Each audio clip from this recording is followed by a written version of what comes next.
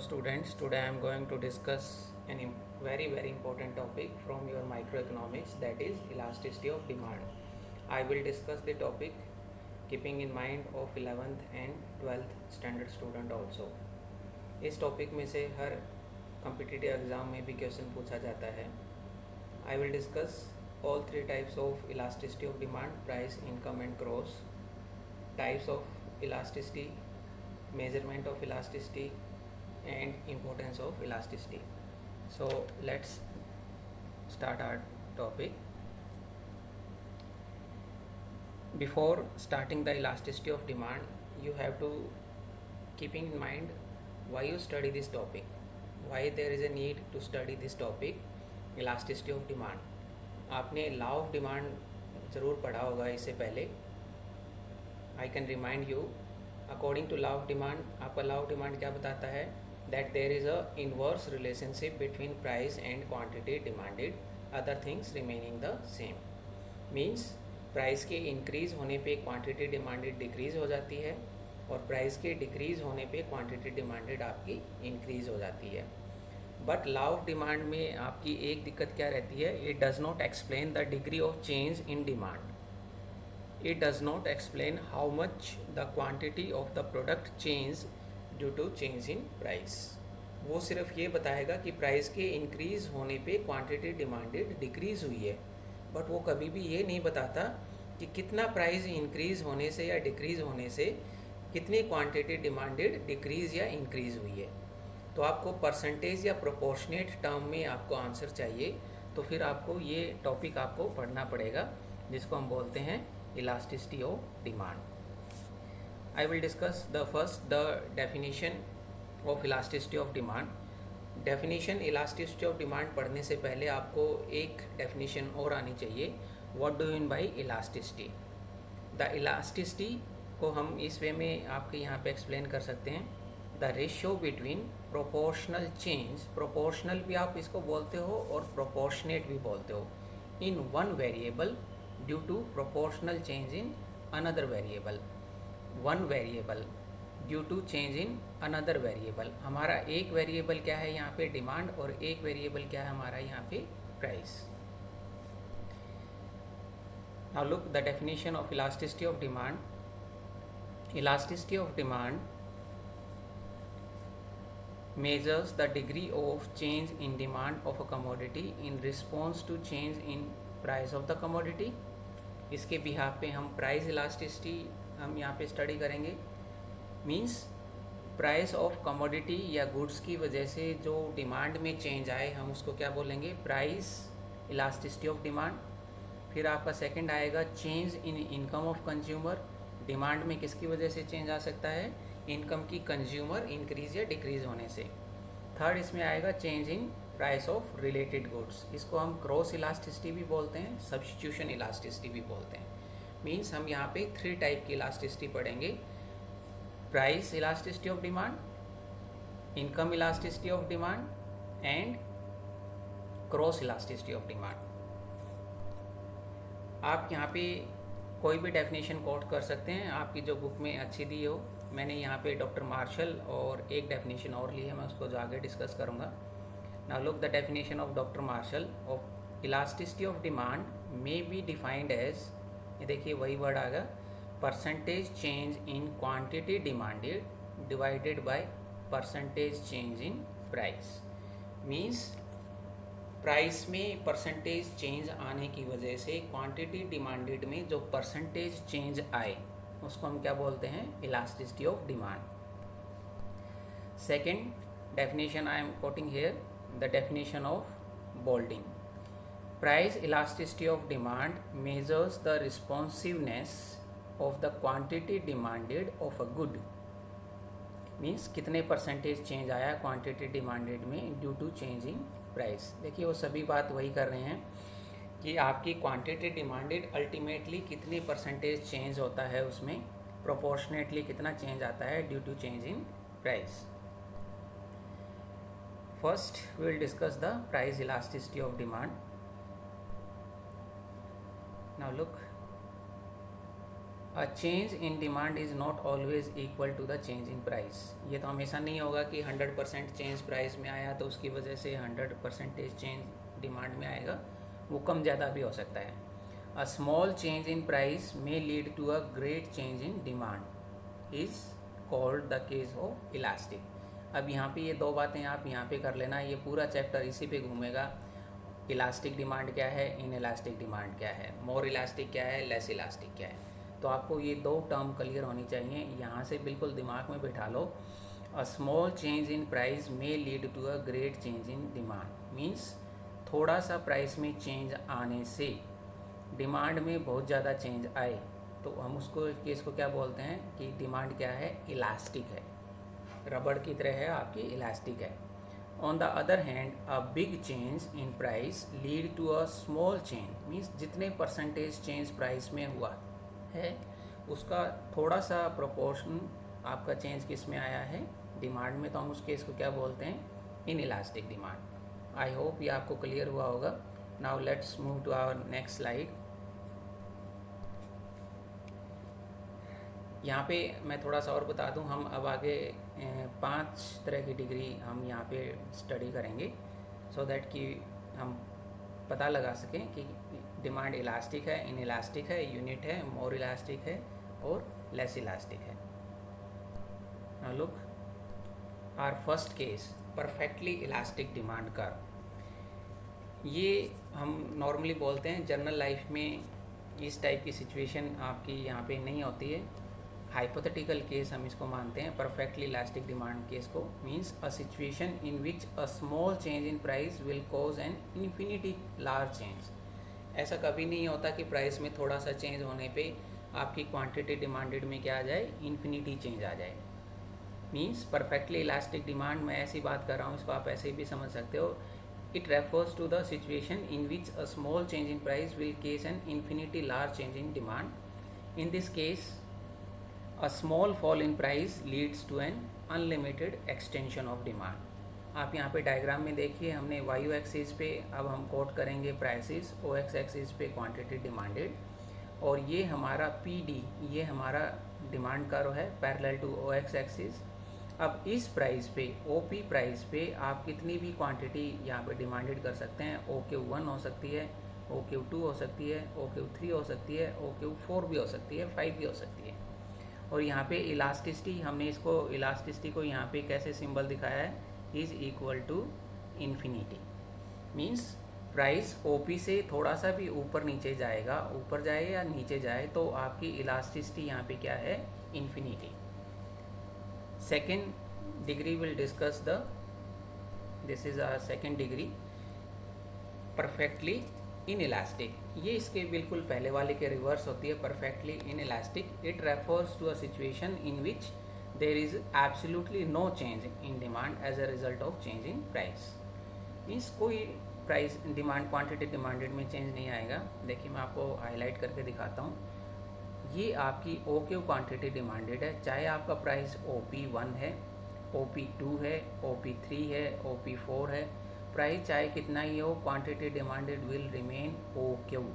तो हमारा डिमांड जो कर्व है, ये वाला डिमांड कर्व क्या है, ये वायु एक्सिस के पैरेलल बन रहा है, ठीक है। तो हम इसको बोलते हैं perfectly inelastic demand curve. Means ये वर्टिकल स्ट्रेट लाइन है पैरेलल टू वायु एक्सिस।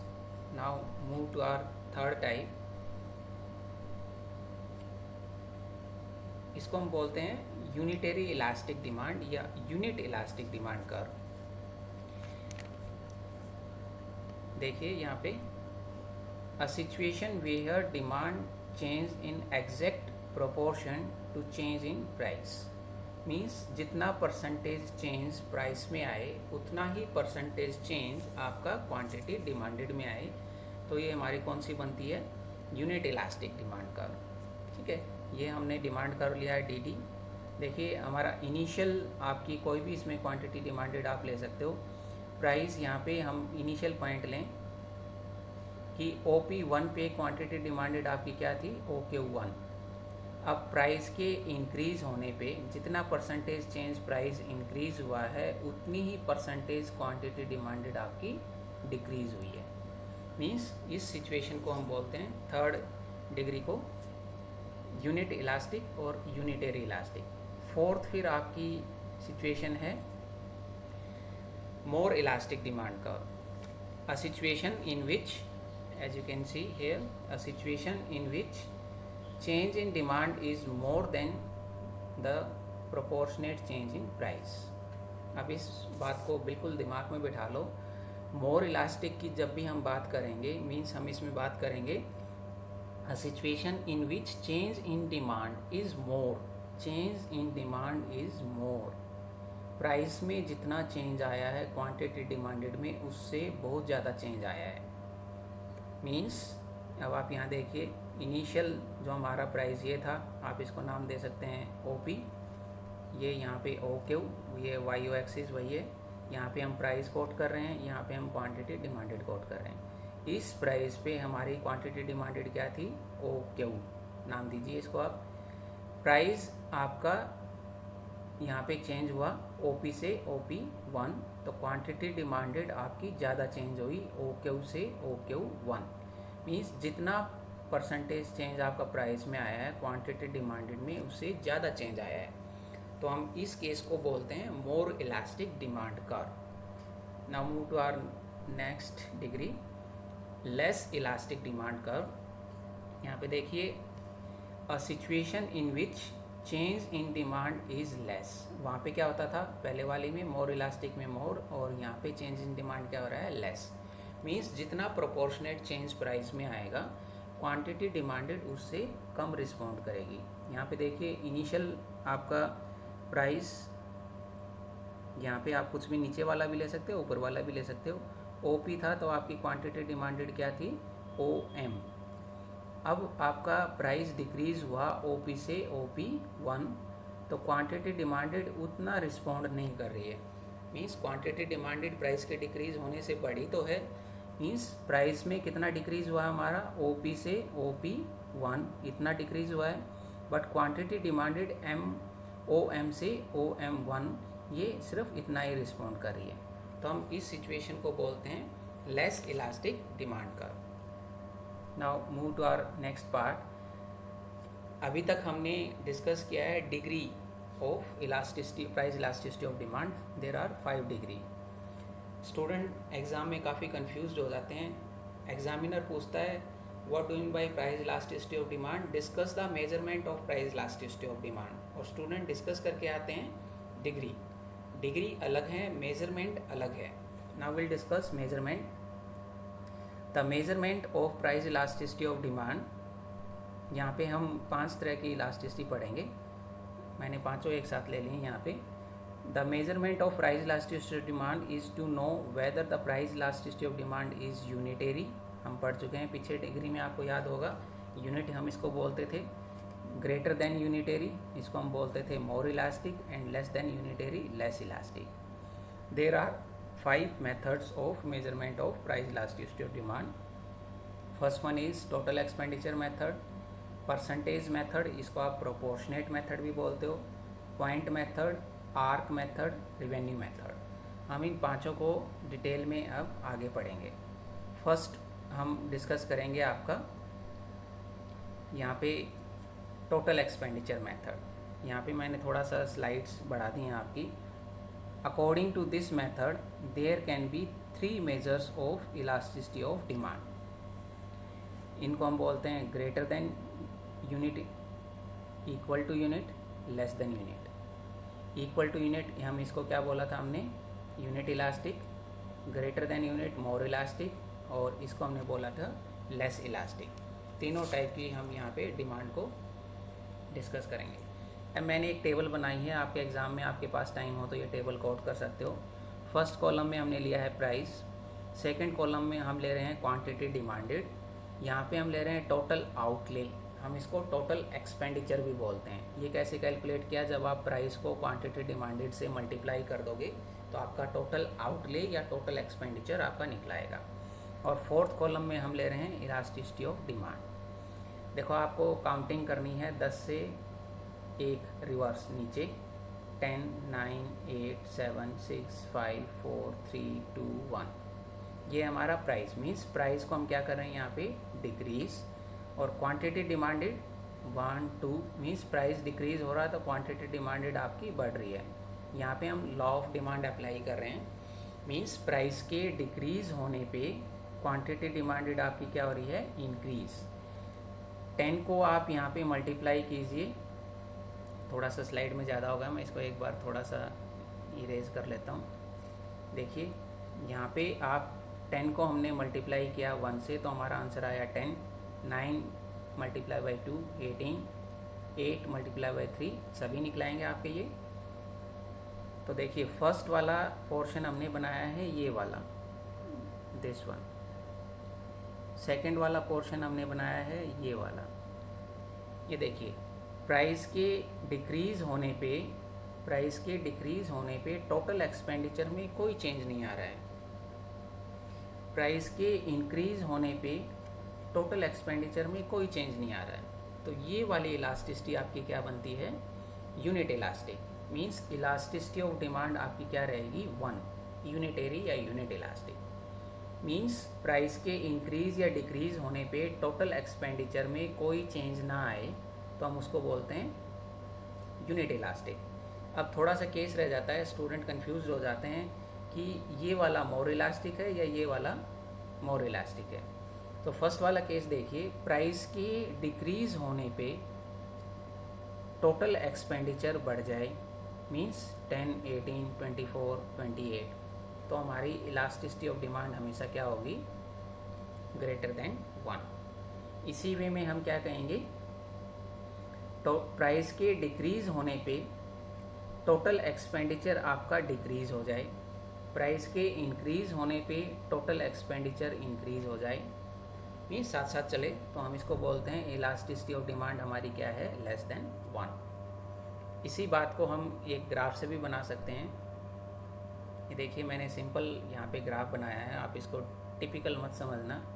यहाँ पे प्राइस वही लिए हैं, ओ एक्स एक्सिस पे हमने क्वांटिटी डिमांडेड नहीं ली, टोटल एक्सपेंडिचर लिया है, जो हमने टेबल में टोटल आउटले की बात की है।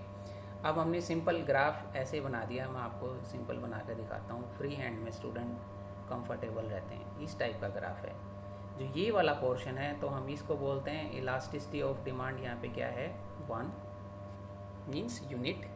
ये वाला पोर्शन में है इलास्टिसिटी ऑफ डिमांड क्या है, ग्रेटर देन 1, और ये वाले पोर्शन में इलास्टिसिटी ऑफ डिमांड क्या है, लेस देन 1। ये क्या हुआ, मीन्स प्राइस के इंक्रीज होने पे टोटल एक्सपेंडिचर आपका क्या हुआ,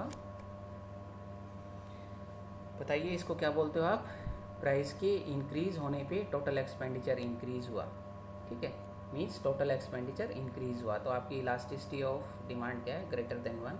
प्राइस के इंक्रीज होने पे या डिक्रीज होने पे टोटल एक्सपेंडिचर ये वाला पोर्शन मीन्स सेम रहेगा, तो मीन्स इलास्टिसिटी इक्वल है।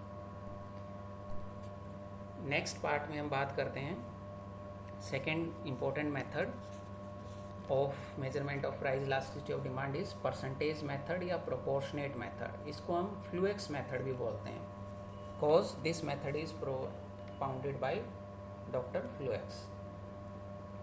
इस मेथड को कैलकुलेट करने का ये आपका फॉर्मूला है ED, इसको हम ऐसे भी लिखते हैं ED, small ED, percentage change in quantity demanded due to percentage change in price.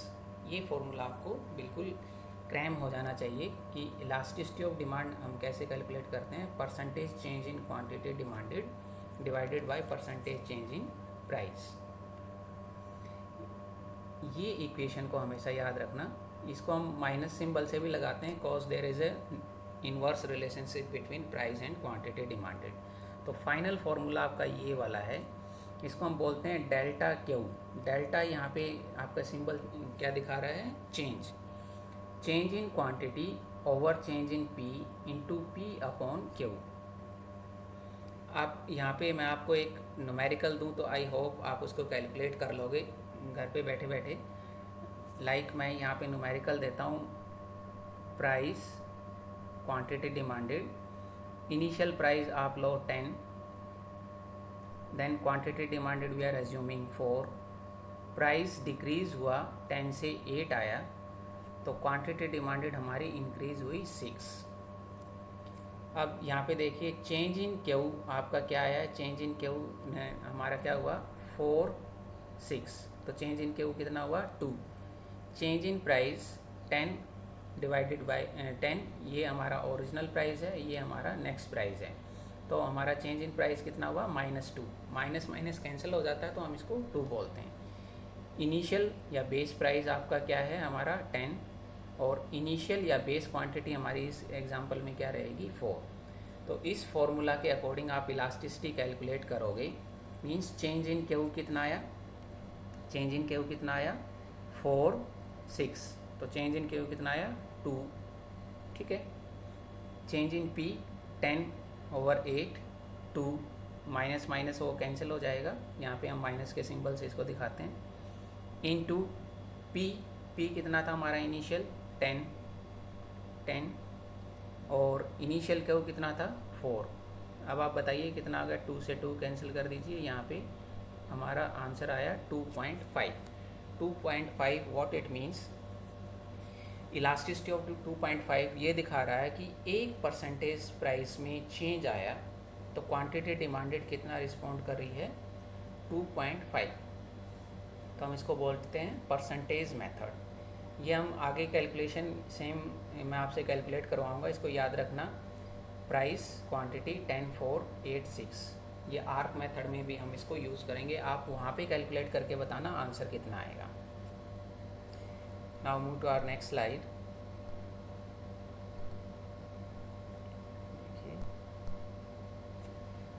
Percentage method का हमने यहाँ पे कैलकुलेशन मैंने अभी आपको दूसरा फार्मूला बताया था, आप इस फार्मूला से भी करके देख लीजिए एक बार। ओरिजिनल क्वांटिटी हम यहाँ पे ले रहे हैं 25, ओरिजिनल प्राइस है हमारा 4, मींस क्यू है 25, ओरिजिनल पी है 4। क्वांटिटी डिमांडेड आपकी डिक्रीज़ हो रही है क्योंकि हमने यहाँ पे प्राइस इंक्रीज़ कर दिया। तो इस फार्मूला के अकॉर्डिंग आप पिछले कैलकुलेट करेंगे तो हमारी इलास्टिसिटी ऑफ प्राइस आ रहा है 0.8। Now move to our third method, इसको हम बोलते हैं point method. This method is used to find out the elasticity of demand at a particular point on a demand curve. अब हम यहाँ पे दो तरह के डिमांड कर्व पढ़ेंगे, इसको मैं ग्राफ से भी आपको बताऊंगा। एक होता है लीनियर डिमांड कर्व, एक होते हैं नॉन लीनियर डिमांड कर्व। हम दोनों की हम यहाँ पे बात करेंगे 1 by 1। मींस एक पर्टिकुलर पॉइंट पे आप इलास्टिसिटी कैलकुलेट करते हो तो ये फॉर्मूला आपको एग्जाम में कोट करना होता है कि हम कैसे निकालेंगे lower section of the demand curve upon upper section of the demand curve. This is the formula. First will discuss in case of linear demand curve. यहाँ पे ओ एक्स एक्सिस पे हमने प्राइस लिया है, सॉरी क्वांटिटी ली है, और Y axis पे price लिया है। ये हमारा डिमांड कर्व है parallel. As you know in case of law of demand आपने पढ़ा होगा, it's downward left to right, means there is a inverse relationship between price and quantity demanded. Suppose you want to calculate the elasticity on this point, ठीक है। Elasticity इसमें करनी है तो हमने फॉर्मूला पीछे स्लाइड में क्या पढ़ा है, lower section of the demand curve means ये वाला section divided by the upper section of the demand curve. आप इसको ऐसे भी नाम दे दीजिए ए बी सी। आप बी पॉइंट पे इलास्टिसिटी कैलकुलेट करना चाहते हो, इलास्टिसिटी ऑफ डिमांड क्या रहेगी, तो उस फॉर्मूला के अकॉर्डिंग हम क्या कहेंगे, lower section of the demand curve. Lower section आपका ये है तो हम इसको बोलेंगे B C divided by the upper section of the demand curve A B. तो हमारी ये इलास्टिसिटी आएगी आपकी किस केस में, लीनियर डिमांड कर्व। मीन्स हमारे पास एक स्ट्रेट लाइन है, आपके पास पैरेलल लाइन है, तो उस केस में इलास्टिसिटी आप ऐसे चेक कर सकते हो। नेक्स्ट केस आता है फिर आपका non linear demand curve. This is our demand curve, you want to calculate the elasticity on this R point. So आपको क्या करना पड़ेगा, इस आर पॉइंट को टच करते हुए एक पैरेलल लाइन निकालनी पड़ेगी। फिर इजी है, वही फॉर्मूला में आप कर दोगे। इलास्टिसिटी कैसे कैलकुलेट करोगे, elasticity of demand, lower section means ये R T divided by this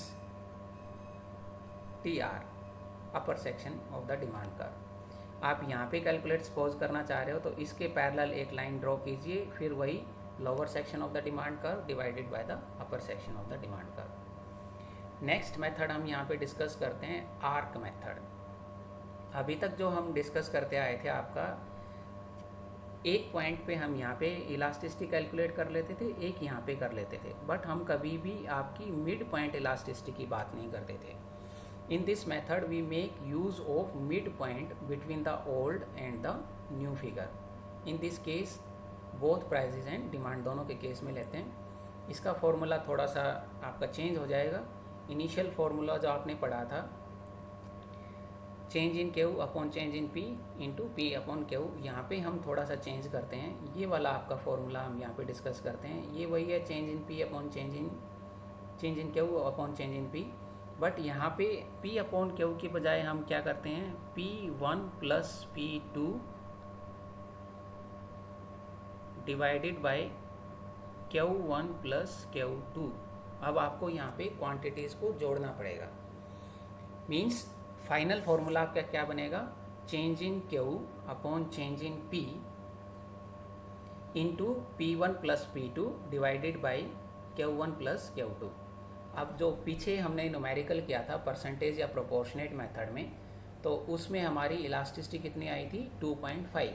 हमने वहाँ पे न्यूमेरिक आपके जो वैल्यू ली थी, उन्हीं वैल्यू को आप कोट करके यहाँ पे मेरे को बताइए कि कैलकुलेशन कितनी आई। स्लाइड को पॉज करके कैलकुलेट करने की कोशिश कीजिए, तो आपका आंसर 1.8 आएगा। वहाँ पे आया था 2.5 परसेंटेज मेथड के अकॉर्डिंग सेम फार्मूला में, और यहाँ पे आंसर आ रहा है 1.8। Means there is a change cause we are calculating a mid point elasticity.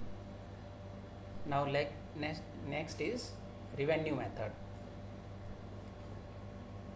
According to Mrs John Robinson, elasticity of demand can be measured with the help of average and marginal revenue. ये आपका एक full flash chapter आता है। Later on I will also make a video on this average and marginal revenue. अभी के लिए आप इसको ऐसा समझ लीजिए, इलास्टिसिटी ऑफ डिमांड आप कैसे कैलकुलेट करते हो, एवरेज रिवेन्यू को किससे डिवाइड करोगे, average revenue minus marginal revenue, तो ये आपका फॉर्मूला आ जाएगा। और बहुत ही आप डिटेल में जाना चाहे तो इसके कैलकुलेट करके फिर इसमें प्रॉपर डायग्राम भी बनते हैं। फॉर सिंप्लिसिटी आप इतना ही याद रखिए। एक फिर इम्पोर्टेंट पोर्शन इसमें आता है, जब भी हम एग्जामिनेशन के पॉइंट ऑफ व्यू से बात करते हैं, what are the determinants of price elasticity. यहाँ पे आपको दो चीज़ें याद रखनी पड़ेंगी। मोर इलास्टिक डिमांड क्या होती है, लेस इलास्टिक डिमांड क्या होती है। मोर इलास्टिक मीन्स जितना प्राइस में चेंज आए, क्वांटिटी डिमांडेड उससे ज़्यादा रिस्पॉन्ड करें। अब हम एक एक को डिस्कस करेंगे। First point under this is nature of commodity. Like हम नेचर ऑफ कमोडिटी को 2 पोर्शन में डिवाइड करें, necessity and luxury. I am taking a case of necessity. Necessity है मीन्स वो गुड्स आपको कंज्यूम करनी ही करनी है, चाहे प्राइस आपका कुछ भी हो। तो अब आप बताइए, आपको क्वांटिटी डिमांडेड में उतना चेंज नहीं आएगा जितना प्राइस में चेंज आएगा, तो आप इसको क्या बोलोगे, less elastic। means in case of necessity of goods the elasticity of demand is less। next point is, मैं सभी को एक साथ ले आता हूँ, फिर आपको इसमें हाईलाइट करके भी दिखा पाऊँगा। ठीक है, हम किसकी बात कर रहे हैं, सब्स्टिट्यूट्स। आपको सब्स्टिट्यूट्स गुड्स का पता होगा, मीन्स वो गुड्स जिसको आप एक दूसरे से सब्स्टिट्यूट कर सकते हो। लाइक हम यहाँ पे एग्जांपल लेते हैं टी एंड कॉफ़ी का, कोल्ड ड्रिंक एंड जूस, कुछ भी आप ले सकते हो यहाँ पे। Those goods which have substitutes means उसका प्राइस बढ़ने पे कंज्यूमर क्या करेगा, शिफ्ट हो जाएगा। तब आप बताइए उस केस में इलास्टिसिटी लेस होगी कि ज़्यादा होगी, लेस और मोर। तो उस केस में आपकी इलास्टिसिटी क्या होगी, मोर। मीन्स एक गुड्स के सब्स्टिट्यूट्स अवेलेबल हैं, तो जितना प्राइस में चेंज आएगा क्वांटिटी डिमांडेड उससे ज़्यादा रिस्पॉन्ड करेगी। Next point is variety of uses. एक गुड्स के आप डिफरेंट यूजेस कर सकते हो। फॉर एग्जांपल मिल्क का, तो उसका प्राइस चेंज होने पे क्वांटिटी डिमांडेड आपकी क्या होगी उस केस में, then it have more elastic demand curve. Next one is postponement of use, means कि आप उसको आज नहीं कल कंज्यूम कर सकते हो, कल नहीं नेक्स्ट मंथ कंज्यूम कर सकते हो. फॉर एग्जांपल हम यहाँ पे हाउस की डिमांड लें, तो उस केस में हम क्या करेंगे, प्राइसेस में बहुत ज़्यादा अप होने से हम क्या करेंगे, उसकी डिमांड को पोस्टपोन कर देंगे, तो उस केस में हमारी इलास्टिसिटी क्या होगी, more. Next one is range of prices, means in case of very high range and very low range, दोनों की एक्सट्रीम में हम बात कर रहे हैं, तो इलास्टिसिटी उस केस में क्या होती है, in elastic. Proportion of income spend on commodity, एक कंज्यूमर अपनी इनकम का कितना प्रोपोर्शन उस कमोडिटी पे एक्सपेंडिचर कर रहा है. सपोज उसकी इनकम है 40,000 और वो उस पर 10, 15, 5 रुपये, 10 रुपये, 2 रुपये, 1 रुपये प्रोपोर्शन स्पेंड कर रहा है, तो उस केस में इलास्टिसिटी क्या होगी, इन इलास्टिक. मीन्स प्राइस बहुत ज़्यादा बढ़ने पे भी वो उसके ज़्यादा रिस्पॉन्स नहीं देता. यहाँ पे हम एग्जांपल लेते हैं लाइक मैच बॉक्स का, न्यूज़पेपर का. आपने देखा होगा कि प्राइस कई बार तो डबल भी हो जाता है, बट उसकी क्वांटिटी डिमांडेड उतनी रिस्पॉन्ड नहीं करती. नेक्स्ट केस है आपका हैबिट्स एंड फैशन का. If a consumer is habitual and item is in fashion, तो उस केस में हम क्या कहेंगे, elasticity is in elastic. Means price बहुत ज़्यादा चेंज होने पे भी क्वांटिटी डिमांडेड उतना चेंज नहीं हो रही है. Next is time factor. Time factor means you have short term और you have long time. Lower the time तो हम क्या कहते हैं, lesser will be the elasticity. Next one is class of buyer. Like हम वेरी रिच पर्सन की बात करें, तो उस केस में हम क्या कहेंगे, elasticity is in elastic. Means price बहुत ज़्यादा चेंज होने पे भी वो उतना रिस्पॉन्ड नहीं करते. ये थे आपके कुछ डिटर्मिनेंट्स जो हमने डिस्कस किए प्राइस इलास्टिसिटी ऑफ डिमांड से. Next move to our second part, जिसको हम बोलते हैं इनकम इलास्टिसिटी. प्राइस इलास्टिसिटी जैसे ही आपकी कैलकुलेट होती है, तो इनकम इलास्टिसिटी को कैलकुलेट करना बहुत ईजी हो जाता है. As you can see the definition here, income elasticity of demand is the rate at which quantity both changes as a result of change in income. वहाँ पे हम प्राइस ले रहे थे, यहाँ पे हमने इनकम ले लिया. ये वही फॉर्मूला है almost, percentage change in quantity demanded of a good, J X कुछ भी आप लिख सकते हो, due to percentage change in income. वहाँ पे हम प्राइस ले रहे थे, यहाँ पे ध्यान रखना इनकम, इसको आप या तो वाई से डिनोट करोगे या आई से डिनोट करोगे. अब हम बात करते हैं इसमें इनकम फॉर्मूला क्या बनेगा. यहाँ पे elasticity of income is equal to change in Q upon change in, अब बोलिए क्या लिखूँ यहाँ पे, पी. नहीं, हम इसको बोलते हैं चेंज इन वाई, क्योंकि हम किसकी बात कर रहे हैं, इनकम इलास्टिसिटी की. फिर वही वाई अपॉन क्यू. ठीक है. नेक्स्ट हम बात करेंगे 3 kinds of income elasticity, positive, negative and zero. First हम बात करते हैं पॉजिटिव इनकम इलास्टिसिटी की. When the amount demanded of a commodity increases with increase in income of consumer and decreases with decrease in income of consumer, the income elasticity of demand is positive. ये किस case में होती है, normal goods की जब हम बात करते हैं. ये देखिए डायग्राम में हमने यहाँ बनाया है डी वाई, ये हमारा डिमांड कर्व है. जब कंज्यूमर की इनकम ओ बी है तो आपकी क्वांटिटी डिमांडेड ओ क्यू है. जब कंज्यूमर की इनकम बढ़ गई है तो quantity demanded of that particular goods भी इंक्रीज हो गया. मीन्स इन दो पॉइंट को हम मिलाएंगे तो हमारा ये डी वाई इनकम निकलेगा. हम इसको बोलते हैं पॉजिटिव इनकम इलास्टिसिटी. मीन्स ये किस गुड्स में हमने बताया, नॉर्मल गुड्स के केस में बताया है. ठीक है. Second types of income elasticity is negative income elasticity. Means when the amount demanded of a commodity diminishes, decrease हो जाती है, डिक्रीज भी बोलते हो आप इसको, with an increase in income of the consumer and vice versa. Means वो reverse भी आप कर सकते हो. Elasticity of demand is said to be negative. इस केस में देखिए यहाँ पे ओ वाई इनकम पे आपकी क्वांटिटी डिमांडेड आपकी यहाँ पे है. सॉरी, मैं आपको दोबारा से दिखाता हूँ. ये आपकी नेगेटिव स्लाइड्स नेक्स्ट हो गई थी. ये देखिए यहाँ पे ओ वाई इनकम पे क्वांटिटी डिमांडेड है ओ क्यू. ये फर्स्ट पॉइंट. जैसे ही इनकम डिक्रीज़ हुई क्वांटिटी डिमांडेड इंक्रीज़ हो गई है. यस, मीन्स ऐसा भी पॉसिबल है कि कंज्यूमर की इनकम डिक्रीज होने पे उस पर्टिकुलर क्वांटिटी की डिमांड बढ़ जाए। ये किस केस में होता है? हम इसको बोलते हैं इन्फीरियर गुड्स के केस में। इन्फीरियर गुड्स आगे हम जाके डिस्कस करेंगे कभी, what is the difference between inferior goods and normal goods. इसमें फिर आप डिस्कस करते हो इन्फीरियर गुड्स, लाइक मैं बात करूँ देसी घी एंड वनस्पति घी। तो देसी घी को हम नॉर्मल गुड्स काउंट करें वहाँ पे, तो आपका वनस्पति घी है वो इन्फीरियर हो जाएगा।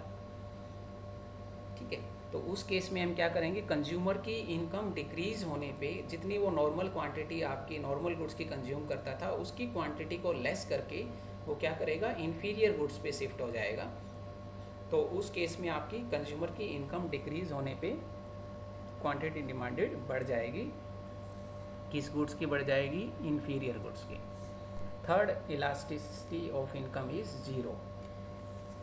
When the demand of a commodity does not respond to change in income of consumer, then we have the case of income elasticity. Means ये आपका वाई एक्सिस के पैरेलल रहता है, चाहे आपकी इनकम कंज्यूमर की ओ वाई ज़ीरो है, ओ आई है या ओ आई वन है। मीन्स कंज्यूमर की इनकम इंक्रीज या डिक्रीज होने पे इसकी क्वांटिटी पे कोई चेंज नहीं आ रहा है। ठीक है, यहाँ पे हम प्राइस नहीं ले रहे क्योंकि हम यहाँ पे इनकम ले रहे हैं। किसकी बात कर रहे हैं? इनकम इलास्टिसिटी की बात कर रहे हैं, यहाँ पे OQ ले रहे हैं। मीन्स हम एग्जांपल ले सकते हैं सॉल्ट का, हम एग्जांपल ले सकते हैं न्यूज़पेपर का। ऐसा तो नहीं है ना कि कंज्यूमर की इनकम 40,000 है तो 1 kg सॉल्ट कंज्यूम करती है फैमिली, और 80,000 होगी तो वो 2 kg सॉल्ट कंज्यूम करेंगे। नहीं, ऐसा नहीं होगा उस केस में। तो इस टाइप के गुड्स को हम क्या बोलते हैं? Zero income elasticity. Means income में चेंज आने पे आपकी क्वांटिटी डिमांडेड वहाँ पे रिस्पॉन्ड नहीं कर रही है। Now move to the next part. देखिए यहाँ पे नेक्स्ट चलिए। There are 3 types. Equal to unity means income में 100% चेंज आए, क्वांटिटी डिमांडेड में भी 100% चेंज आए तो हम उसको बोलते हैं unit. Income elasticity more than unity means जितना इनकम में चेंज आए क्वांटिटी डिमांडेड में उससे ज़्यादा चेंज आया। लेस इलास्टिक, जितना इनकम में चेंज आया क्वांटिटी डिमांडेड में उससे लेस चेंज आया। Third, will discuss the cross elasticity of demand, या हम इसको बोलते हैं substitution elasticity. When the demand for a commodity changes with a change in price of another good, the case is cross elasticity. यहाँ पे हम example लेते हैं टी एंड कॉफ़ी का। अब हम यहाँ पे एक ही गुड की बात नहीं कर रहे कि एक गुड्स के प्राइस में चेंज आने से उसी की डिमांड में कितना चेंज आएगा। अब हम यहाँ पे दो चीज़ें अलग अलग देख रहे हैं। अब हम बात कर रहे हैं कि टी का प्राइस चेंज होने पे कॉफ़ी की डिमांड कितनी चेंज होगी। मीन्स सब्स्टिट्यूशन या क्रॉस इलास्टिसिटी की बात करते हैं हम यहाँ पे। आप यहाँ पे किसी राइटर की डेफिनेशन भी कोट कर सकते हैं, कोट करना चाहें तो। Like according to Ferguson, the cross elasticity of demand is the proportional change in quantity demanded resulting from a given relative change in price of the related goods. यहाँ पे इसको आप फॉर्मूला में कैसे निकालोगे? ED आपने निकालना हो तो देखिए यहाँ पे हमने इसका फॉर्मूला बनाया है। यहाँ पे क्रॉस इलास्टिसिटी ऑफ डिमांड आपका क्या है? यहाँ पे वही same change in Q upon change in P, but यहाँ पे हमने थोड़ा सा चेंज क्या कर दिया है, X का क्वांटिटी डिमांडेड कितनी चेंज हुई है Y के प्राइसेस में चेंज होने पे। लाइक जो हम एग्जांपल ले रहे हैं टी एंड कॉफ़ी का। ठीक है, मीन्स टी का प्राइस डिक्रीज हो जाए तो कॉफ़ी की डिमांड में कितना इंक्रीज आएगा। ओके, इसको हम कैलकुलेट भी कर सकते हैं। आप कोई फार्मूला बनाना चाहें तो इसमें आप अपना फार्मूला भी बना सकते हैं। इसकी भी 3 काइंड्स हैं, लाइक जो आपने इनकम में पढ़ी थी।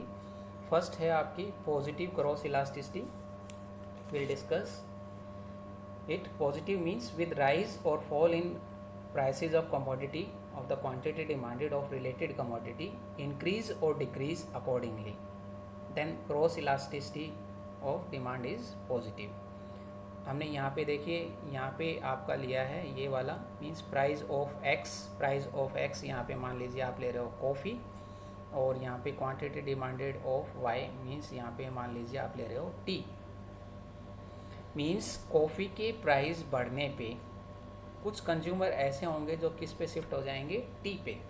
मीन्स प्राइस ऑफ कॉफ़ी के इंक्रीज होने पे क्वांटिटी डिमांडेड ऑफ टी क्या होगी, यहाँ पे इंक्रीज। इसको हम बोलते हैं पॉजिटिव क्रॉस इलास्टिसिटी। नेक्स्ट आप डिस्कस कीजिए। हम इसको बोलते हैं negative cross elasticity. Negative cross, when the rise in the price of a commodity, the demand for related goods decreases and vice versa। ये हमारी कम्प्लीमेंट्री गुड्स में होता है। लाइक हम यहाँ पे price of x, price of x suppose आप कीजिए, मैं मान लेता हूँ यहाँ पे कार के प्राइस ले रहे हो, और क्वांटिटी डिमांडेड ऑफ वाई, तो यहाँ आप यहाँ पे ले लीजिए पेट्रोल की आप क्वांटिटी डिमांडेड चेक करना चाह रहे हैं। तो हम क्या कहेंगे, देखिए इनिशियल हमारा इस प्राइस पे हमारी ये क्वांटिटी डिमांडेड है पेट्रोल की।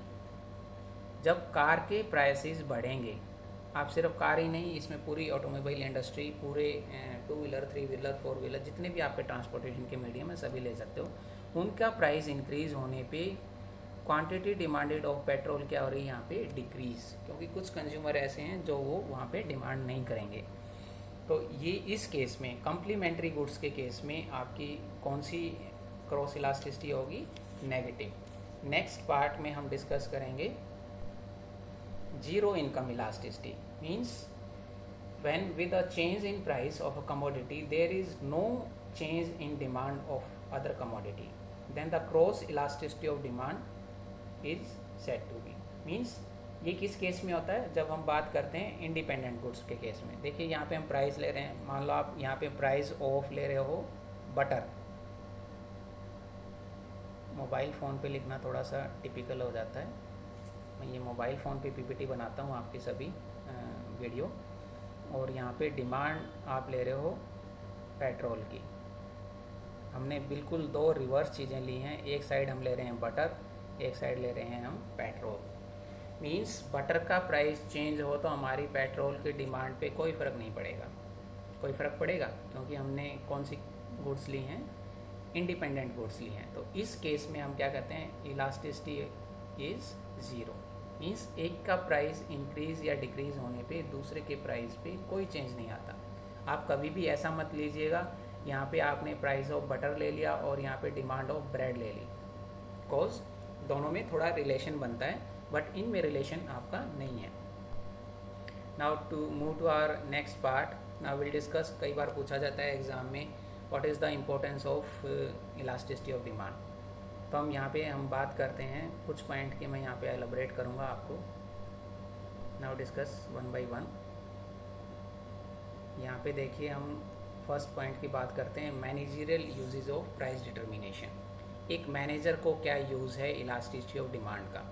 यहाँ पे भी काफ़ी पॉइंट बनते हैं, आप पूरे सिलेबस में पढ़ोगे तो। Like a manager want to determine the price under monopoly. तो मोनोपोली की आपको पहले डेफिनेशन पता होना चाहिए, a situation in which there is a single seller and there is no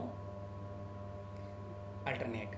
तो उस केस में मोनोपोली की केस में आपको प्राइस डिटर्मिनेशन करना हो तो उस केस में मोनोपोलिस्ट चेक करेगा कि इलास्टिक है डिमांड प्रोडक्ट की या इन इलास्टिक है। प्रोडक्ट की डिमांड इन इलास्टिक है तो वो क्या करेगा, he can charge higher prices, क्योंकि कंज्यूमर के पास ऑप्शन नहीं है, वो कहीं पे शिफ्ट नहीं हो सकता, तो एक मोनोपोली फॉर्म वहाँ पे ज़्यादा प्राइस चार्ज कर सकती है। सेकंड है इसमें वेज डिटर्मिनेशन। वेज डिटर्मिनेशन में हम बात करते हैं, if the demand for worker is in elastic, means worker के डिमांड को डिक्रीज़ नहीं किया जा सकता, तो उस केस में हम क्या कहेंगे, ट्रेड यूनियंस सक्सेसफुल हो जाती हैं उनकी वेजेस को बढ़वाने के लिए। नेक्स्ट पॉइंट है एडवांटेज टू फाइनेंस मिनिस्टर। क्या एक फाइनेंस मिनिस्टर भी प्राइस टैक्सेस लगाते हुए इलास्टिसिटी को चेक करता है? जी हाँ। If the product demand is elastic, तो उस केस में फाइनेंस मिनिस्टर क्या करेगा, वो कहेगा कि जी हमारी ज़्यादा रिवेन्यू नहीं हो सकती, तो इलास्टिक डिमांड है, तो जैसे ही हम उसके ऊपर टैक्स रेट ज़्यादा बढ़ाएंगे तो उसकी डिमांड कम हो जाएगी, तो रिवेन्यू कम होगी, means there will be less taxes. Determination of price under public utility, like हम रेलवे की बात करें, टेलीफोन की बात करें, BSNL जो आपका है, तो उस केस में क्या हो जाएगा, demand for services is inelastic, तो उस केस में पब्लिक यूटिलिटी में क्या करेंगे, they can charge high prices, क्योंकि कंज्यूमर वहाँ पे डिमांड आपकी इनइलास्टिक है, तो उस केस में वो प्राइस क्या कर सकते हैं, ज़्यादा चार्ज कर सकते हैं। नेक्स्ट हम यहाँ पे देखते हैं distribution of burden of taxes. Indirect taxes आपके बढ़ जाएंगे किस केस में, जब आपकी डिमांड क्या हो, इनइलास्टिक हो कंज्यूमर की। इंटरनेशनल ट्रेड, जब आप एक्सपोर्ट इंपोर्ट की बात करते हो तो आप उसमें देखते हो कि जो इंपोर्टर है, मान लो US से, यहाँ से इंडिया से गुड्स कुछ आपके मंगाता है, तो उनकी डिमांड यदि इनइलास्टिक है, मीन्स प्राइस हम यहाँ से बढ़ा दें तो उनकी डिमांड उतना रिस्पॉन्ड नहीं करेगी, तो उस केस में हम क्या कर सकते हैं, एज ए एक्सपोर्टर आप ज़्यादा प्राइस चार्ज कर सकते हो। Next one is demand forecasting. आप कभी आगे जाके क्लासेस में स्टडी करोगे इकोनॉमिक्स, तो उसमें एक इम्पॉर्टेंट टॉपिक आता है demand forecasting and estimation. Means एक आपको डिमांड का फोरकास्ट करना है, तो उस प्रेजेंट डेटा, पास्ट डेटा, काफ़ी चीज़ें होती हैं इसमें, जिसके भी आप इलास्टिसिटी की हेल्प लेके चेक करके आप उसकी फोरकास्ट कर सकते हो। आई होप ये आपको टॉपिक क्लियर हुआ होगा। Thank you so much for listening me carefully. आप इस वीडियो को दोबारा सुनोगे तो ये पॉइंट्स आपको बिल्कुल क्लियर हो जाएंगे, और आपकी अभी भी कुछ क्वेरी है तो आप कमेंट बॉक्स में लिख के आप पूछ सकते हैं। I will reply as soon as possible. Thank you.